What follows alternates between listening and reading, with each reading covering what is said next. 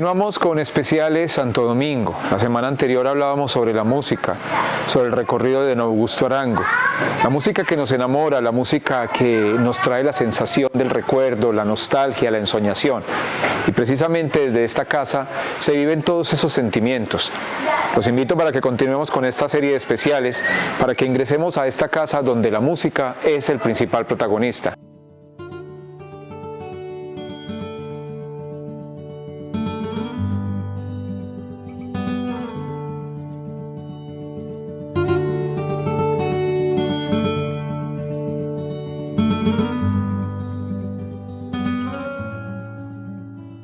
Augusto, nuevamente bienvenido a este especial. Continuamos con usted sobre esta historia, no solo su historia personal, sino también para que conozcamos la trayectoria. Serían programas interminables si habláramos de todos los géneros musicales, de esta colección tan maravillosa que usted tiene. Nuevamente bienvenido a Especiales Santo. Gracias, Hugo, muy amable para ustedes y para el canal comunitario. No, realmente, como hablamos en el capítulo anterior, en el programa anterior, esto es el síndrome de la nostalgia recogido en una persona. Que esa persona quiere transmitir de generación en generación todas estas secuencias de lo que ha sido mi vida musical desde el año 64. Hombre, y que quede alguna cosa de añoranza, de síndrome de la nostalgia.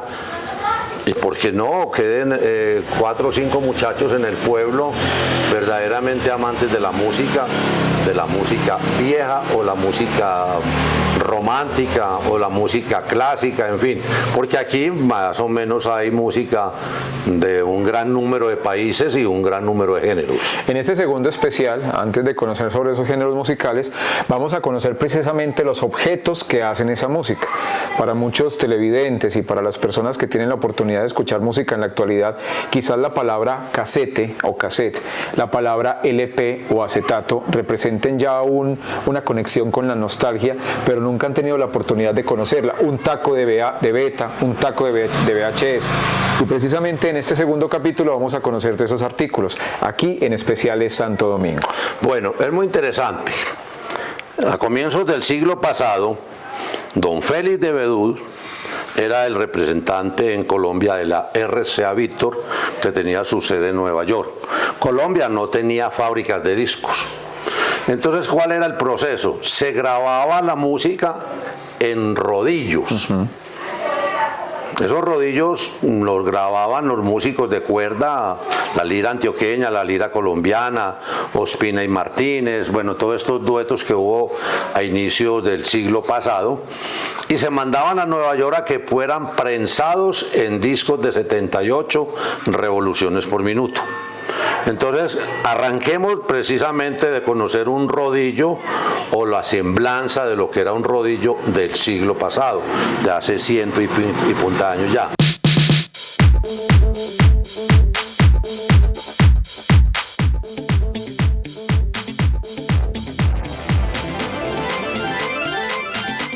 A inicios del siglo pasado, en Colombia no existían fábricas de discos en ningún formato.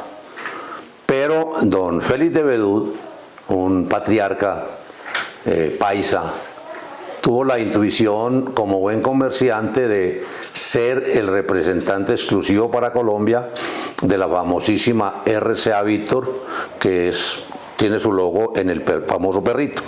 Y mire que las historias, disculpe que lo interrumpa, las historias siempre se entrelazan. Lo decíamos en el primer especial, que Santo Domingo es cuna no solo de escritores, don Pacho Rendón y don Tomás Carrasquilla.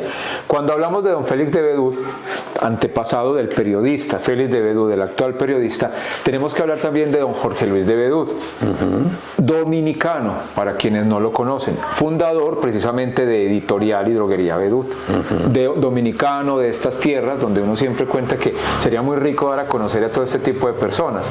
Entonces, el famoso perrito que fue insignia de la música durante muchos años. Correcto. Bueno, entonces, cuando acá se comenzó a grabar música con la lira antioqueña, la lira colombiana, cuando el famosísimo Pedro Morales Pino de Cartago graba o compone con un amigo César López por allá en el Tolima el famosísimo tema 4 preguntas. No había donde dejar testimonio musical acá, entonces don Félix graba en estos rodillos en esta semblanza de rodillos, digámoslo así, graba las interpretaciones de algunos grupos y se remitían a Nueva York, sede principal de la matriz de RCA Víctor, para que se convirtieran en discos de 78 revoluciones por minuto. Entonces, aquí en Colombia yo diría que lo primero que se conoció en grabaciones musicales, en prensajes, fue el disco de 78 revoluciones por minuto. O sea que primero llega el del 78 y a Colombia llega 78, también hubo de 44. 45 revoluciones por minuto. Y de 33. Y de 33 revoluciones. Hablemos de revoluciones, que es muy interesante. Los melómanos soñamos despiertos con el acetato.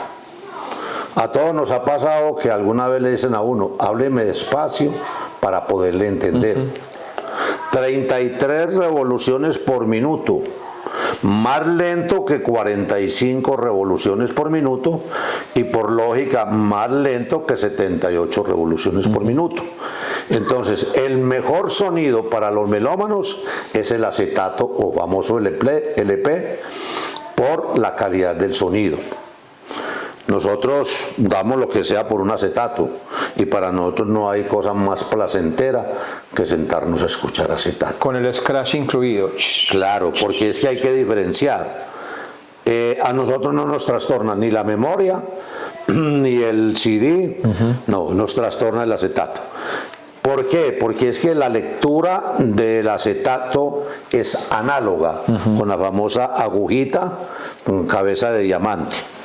En cambio, el CD y la memoria es láser, entonces nunca tiene la misma percepción en calidad del sonido. Yo sé que muchos televidentes están en retrospectiva, y por lo menos a mí me tocó con mi familia, porque éramos los compradores de agujas en las discotiendas en Medellín, en La Rumbita. Ya este no es un comercial porque hace mucho tiempo desapareció, y uno tenía que llevar la referencia de la aguja porque eso era lo que más se quebraba en las casas. Y ojo, me quebra la agujita, y era la constante estar comprando las agujas y ese sonido característico del scratch cuando comenzaba a sonar la canción, que más adelante tendremos la oportunidad de escuchar y saber qué es el scratch. Es correcto.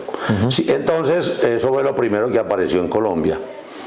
Dentro de la variedad del acetato o discos de 33, generalmente a uno le dicen ¿cuántos discos tiene ese long play? Tiene 6 por un lado y 6 por el otro. Pero antes del long play de 6 temas por cada lado, apareció el long play de 4 temas por cada lado. Dentro de eso yo quiero resaltar con un poquito de orgullo de colombiano. Tengo un acetato de 4x4, como lo llamamos nosotros, del año 1930, donde ese gran hombre de la música colombiana, que fue José A. Morales, acompañó en el tiple a Pacho Benavides. Pacho Benavides fue o ha sido considerado, si no el más grande, uno de los más grandes tiplistas de la música colombiana, instrumental y pues música andina colombiana, como llamamos popularmente. Y hasta 1930 José A. Morales se dedica a acompañar y de ahí para adelante se dedica solo a componer. Entonces, en una presentación que yo tuve en X parte, resaltaba ese long play porque para mí es una verdadera joya. Entonces, ese formato de 4x4 no duró mucho. De hecho, es difícil conseguir ejemplares de esos. Yo he tenido oportunidad de conseguir en Argentina y en Brasil y aquí en Colombia. Inclusive no recuerdo algo que también me llena de alegría, porque yo de todo tengo menos de petulancia con mi música y tengo muy claro una frase de Oscar de León: esto de la música es para compartir, no para competir. Como el conocimiento. Yo sería feliz, entre comillas, que yo me muriera y me echaran una memoria, pero ni una memoria que mide 2 o 3 centímetros. Entonces esto es para compartir. Y en día llegó a mis manos un formato, un acetato de 4x4 del sello Sonoluz, que ya desapareció por cualquier motivo, y es el primero en el catálogo de ese sello y en ese formato. Es un long play que a mí me lo han perseguido mucho. pero no, mi música la tengo es para compartirla y para dejarla de legado en algún momento. Cuando hablamos de 4x4, de 6x6, estamos hablando de los surcos. De los surcos y canciones. Sí. 4 canciones por un lado, 4 por el otro, entonces nosotros le llamamos comercialmente, ve, ¿qué tenemos en 4x4? A eso se refiere. Y long play, pues normalmente esa denominación nos da pie a pensar que son 6 temas por cada lado. Usted en el especial anterior hacía alusión a Aire de Tango de Manuel Mejía Vallejo y me trajo a colación un recuerdo de La Casa de las Dos Palmas, que posteriormente RCN lo llevó a la televisión hacia 1990. Y hay una anécdota con respecto a cómo se llama este pequeño aparato para nuestros televidentes. Bueno, es que este aparato es un rodillo. Si ustedes miran, él tiene algo de cuerda. Primero, para poderlo escuchar en Colombia, sí, antes de llevarlo al prensaje, ahí está la manivelita de ese. Sí. Ya. Acordémonos también de la Victrola, que pero ya era en 78 cuando llegaron las Victrolas RCA Víctor, y por eso a uno le dicen, no se hacen novistas, se dice Victrola. Sí, pero si es que uno coge una Victrola original de catálogo y dice Victrola RCA Víctor, a mí me da la sensación de que eso tiene un sentido comercial. Vic. Esa C que le meten es RCA Víctor. A Víctor. Entonces puede ser por eso, pero este era el formato que se oía en Colombia. Hombre, si Ospina y Martínez, un dueto muy famoso y muy antiguo, grababan algo y no lo habían mandado para Estados Unidos, nos podíamos deleitar en su momento oyéndolo con esto. Como la radiola, la semblanza de Victrola, se oye, que aquí hay una semblanza, se oye también con cuerda. Y yo me acuerdo que había en mi pueblo un señor de apellido Zapata que tenía un barcito que solo abría los domingos, y eso era una osadía. Necesitaba un ayudante para que colocara los discos de 78 y un ayudante para que le diera cuerda, porque es que como la cuerda se iba agotando, era como si el cantante también se fuera agotando, y es que era una osadía. Retomando esa historia de La Casa de las Dos Palmas, una de sus protagonistas decía, cuando llega la primera Victrola a Balandú, el pueblo creado por Mejía Vallejo, decía que eso eran sonidos del diablo. Entonces él toma la Victrola y la hace enterrar precisamente en La Casa de las Dos Palmas, porque de dónde podían venir esos sonidos sino del infierno, de la ignorancia o del desconocimiento que existía en aquella época. Sí, eso es que me trae esa colación la historia de la música, sobre todo en la época de la esclavitud en Popayán, en esos pueblos. Precisamente los curas, los sacerdotes no dejaban escuchar música porque era la música del diablo. De ahí viene, por ejemplo, el carnaval del diablo en Río Sucio. Exactamente. Entonces esto encierra su cuento muy interesante.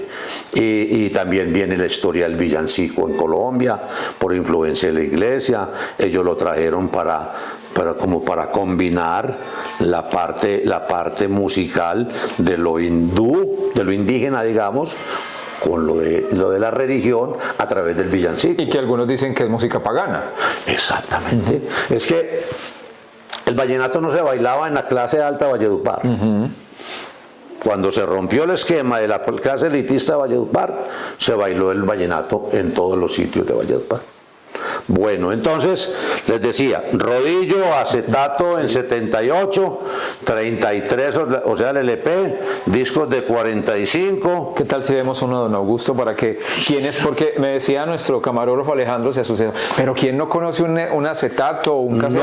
Hay gente que no los conoce. Con todo respeto, aquí vino hace unos 3 años una niña enfermera de Montería y yo le decía a ella, ¿usted cuántos años tiene? Me decía, tengo 25. Esa niña, yo creo que porque sabía que estaba en tierra firme, no salió corriendo. Cuando ella vio eso girando y sonando, se quedó asombrada. ¿Cómo así? ¿Por dónde sale el sonido? Entonces me tocó hablarle de la aguja, del amplificador del sonido, en fin, todo el historial. Entonces no es desconocido o no es equivocada esa apreciación. Si uno le habla a un muchacho del disco de 78, mucho más aún, porque es anterior al LP, y así nos podemos ir. Por ejemplo, esta es una cinta. Sí. Esta es una cinta que se le coloca a una máquina. La gente era muy curiosa. Mira, aquí está el listado del contenido. Esto me lo regaló un médico por allá hace unos 20 años. y esto yo diría jocosamente que es un cassette grande. O sea, entonces mire cómo la tecnología nos va llevando del cassette grande, como yo digo, al cassette pequeño. Ya. Entonces esto, la función que él cumplía era que de izquierda a derecha trasladaba la cinta. De izquierda a derecha, exactamente. Entonces, ¿Y qué pasaba si, por ejemplo, en una radioestación de aquella época, estamos hablando de los años 50, esta belleza se enredaba? eso no salía. Eso no salía. Ahí llegaba la hecatombe. Discúlpeme, a mí que me tocó el famoso casete. Con lápiz. Con lapicero. Esto generalmente se enredaba en el deck o en la casetera. Esto se enredaba, permítame. Y uno con el lapicero, como no existía la posibilidad de ir al track o a la canción 1 o 2, tenía que empezar a hacer esto. O con un lapicero. Y si se le enredaba, súfrala. Pero teníamos un truco. Si, por ejemplo, la cinta se reventaba, con esmalte de uñas las volvíamos a unir. Y simplemente recuperábamos nuestro casete. De 60 y 90 minutos, ¿correcto? 60 y 90 minutos, sí. Yo le decía ahora a Alejo que le causó curiosidad. Yo me dediqué un tiempo a recopilar cassettes virgen. Ya los tengo. Yo iba a un pueblo y si me vendían una caja la compramos. TDK. Quien creyera está volviendo el cassette. Y si usted se mete a la página bueno, eso de Facebook, los medios que venden tanta cosa, compro cassettes originales, compro cassettes virgen. Entonces se volvió. TDK, Maxell, Masval, Sí, Aiwa, Sony. TDK, exactamente. TDK.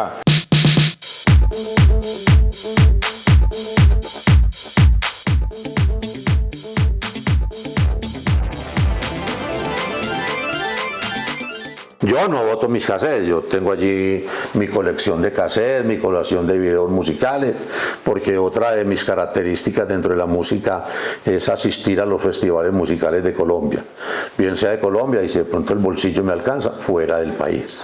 Pero regresemos a 77, a 33 y a 45. Los precios eran muy altos, no eran accesibles a todas las personas. No, la música era muy cara, es que comerciante paisa, hay que tenerle miedo, digámoslo así, en el sentido estricto de la palabra.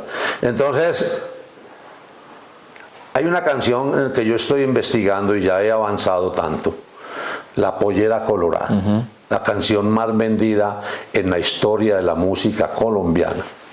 Y me he descubierto que Wilson Choperena, su compositor, fue pintor de brocha gorda en la casa de Armando García, un amigo que ha estado acá, en Barranca Bermeja.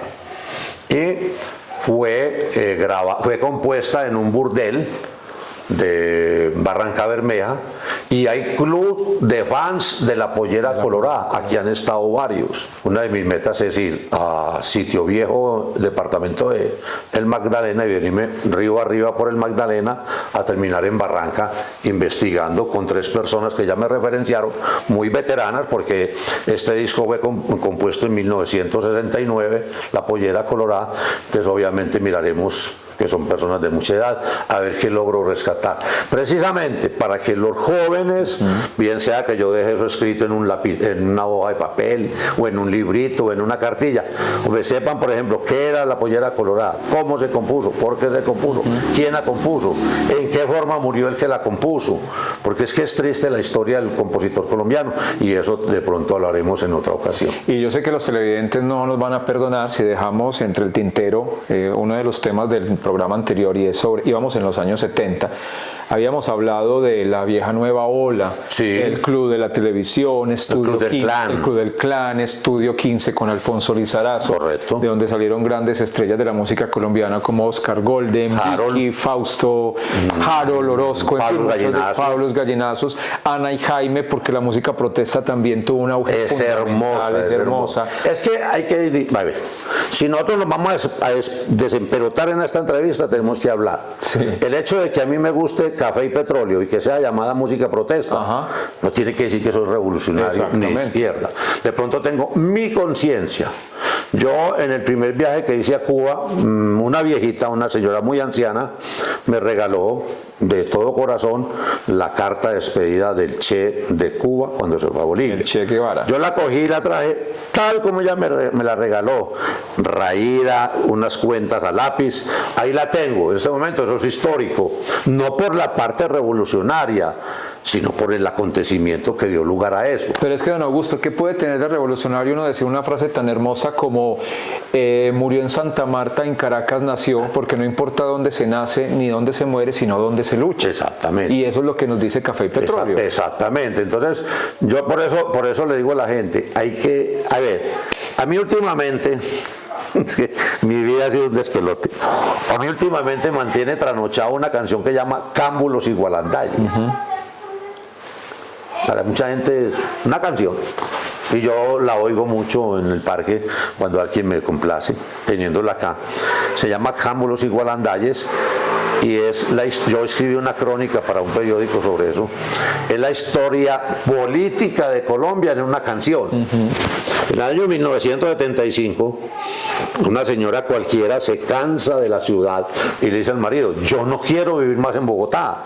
El tipo era un médico y se la llevó para Icononso, Tolima, casualmente la tierra de Matilde Díaz, la primera voz femenina, y morirá siendo la primera voz femenina de música tropical colombiana. El tipo se inspira y le compone esa canción, Cámbulos y Gualandayes, y comienza. Mira que te pone triste la bruma de la ciudad, la bruma, la contaminación de Bogotá. De la ciudad, todo el mundo quiere salirse de la ciudad. Y él se la lleva a Icononso y se va con destino a Pandi, ya en Cundinamarca, al otro lado del río Magdalena, y le dice cómo le está haciendo un tapete para que ella camine en medio de las aves sobre los cámbulos y los gualandayes, las flores. Pero ¿qué pasa con los cámbulos y los gualandayes?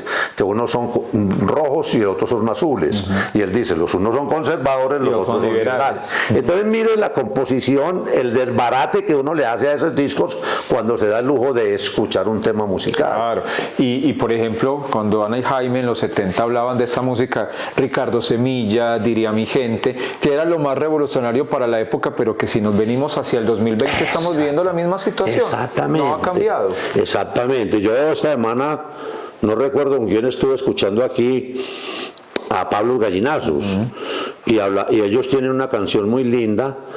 Es que la historia musical es muy linda, que habla Pablos, que todavía vive en Piedecuesta, Santander, de la guerra del Vietnam, y ya el honor de un tipo lleno de medallas, pero sin un pie. Ya, mire el honor de una medalla, pero sin un pie, y cómo hace referencia a la lucha entre Vietnam y Estados Unidos. Bien, mal, imparcial, parcializada, como sea, pero fue una guerra, y nos retoma eso. Los años 60, llegan los años 70, la nueva ola, todo este tipo de incursiones musicales. La nueva trova cubana. La nueva trova cubana, por Dios, estamos hablando de nuestro gran amigo, de Silvio Rodríguez, Pablo. El Unicornio Azul, ayer se me perdió. Bueno, es que es una Vicentico Felió. Vicentico Felió, o sea, todos ellos, Nito Mestre, desde luego ya desde América Latina, desde Sudamérica, Mercedes Sosa. En los años 80, ¿qué llega para los años 80 para don Augusto? A ver, hombre, todo un despelote. En estos Social, días, político, musical, religioso, de todo. En estos días llega un amigo y me dice, hombre, por ahí conocí a un amigo tuyo en San Antero, Córdoba. Amigo, San Antero, Córdoba.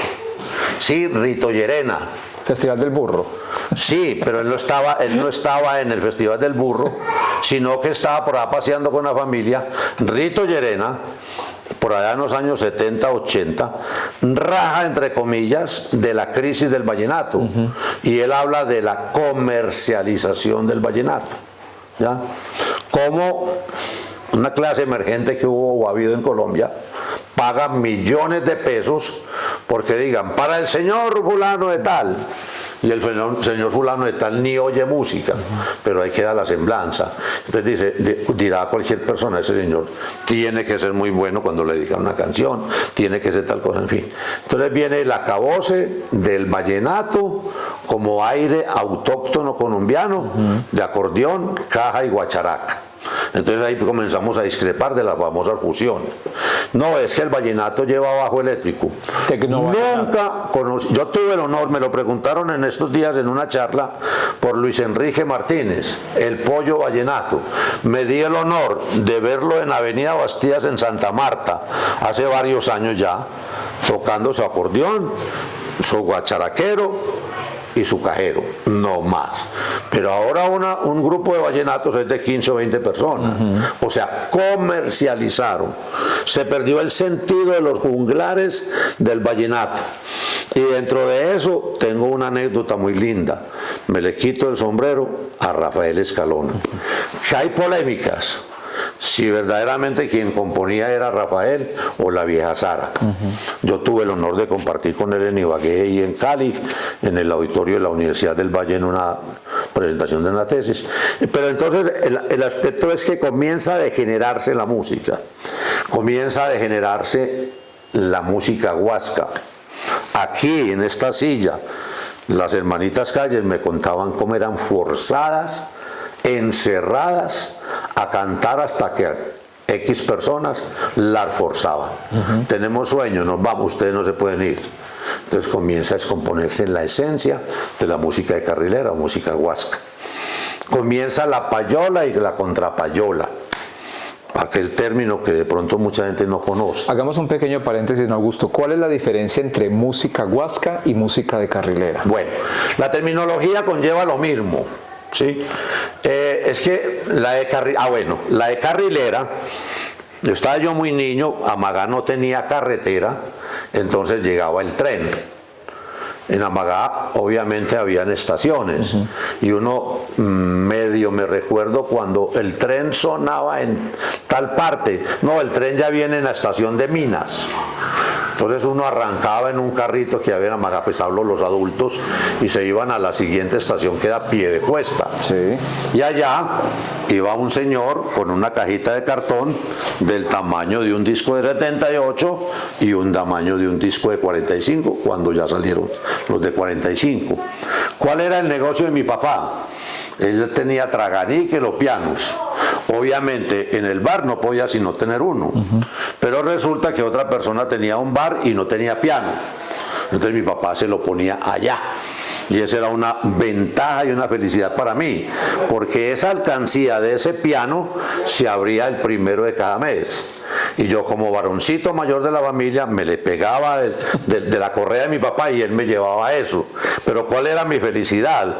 Que cuando abría la alcancía, lo que cayera era para el suscrito. Entonces, sonaba música y venía con monedas. Para mí era una felicidad. Bueno, música de carrilera.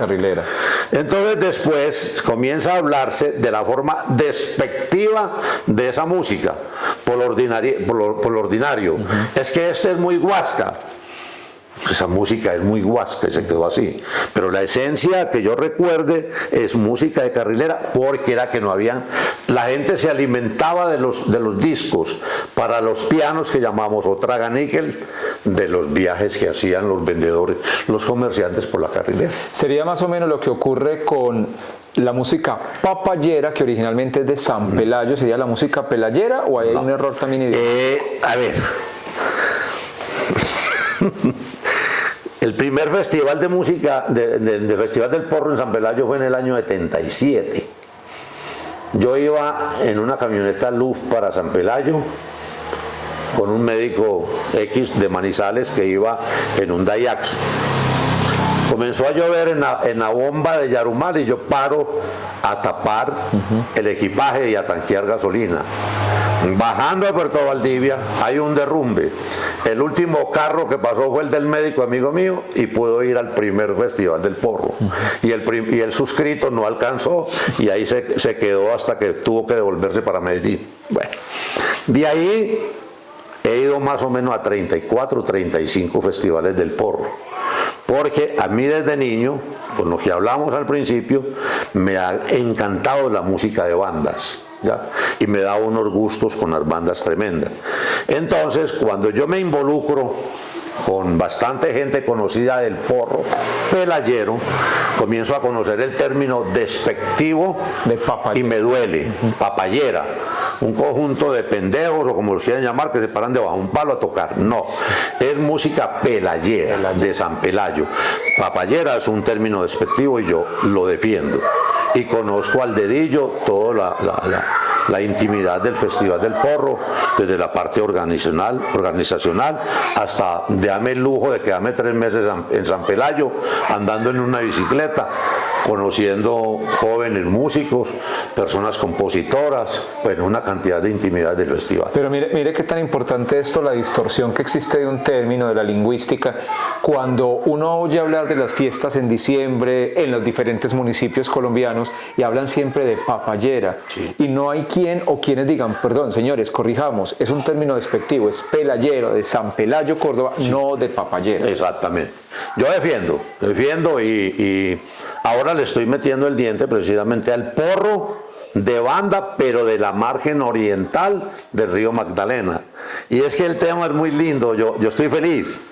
¿Por qué? Porque tocando ese tema de ese libro que me llegó el jueves, entiendo que la música de banda llegó al Magdalena en el siglo XVII, pero el auge de ese porro está ocasionado geográficamente por el contacto que tiene la zona izquierda del río Magdalena con la zona derecha. Me hablo del Canal del Dique. Y en el Canal del Dique llega la gente de los bosques de María, de los montes de María. Y a los montes de María llega la música de porro pelayero, que también tiene sus divisiones a través de los burros, porque Alejandro Ramírez Ayazo de Santa Rosa de Osos compuso en 1905 el porro insignia de la música papayera, María Varilla. Entonces de ahí comienza la historia del porro hasta nuestros días, y igualmente comienza a ser distorsionado, y eso es lo que yo defiendo. A mí me dicen que me van a enseñar disque porro tango. Hombre, yo no bailo, yo vibro con un porro, pero un porro pelayero. Y a mí me da mucha risa cuando vamos a San Pelayo, porque los paisas hacemos el ridículo.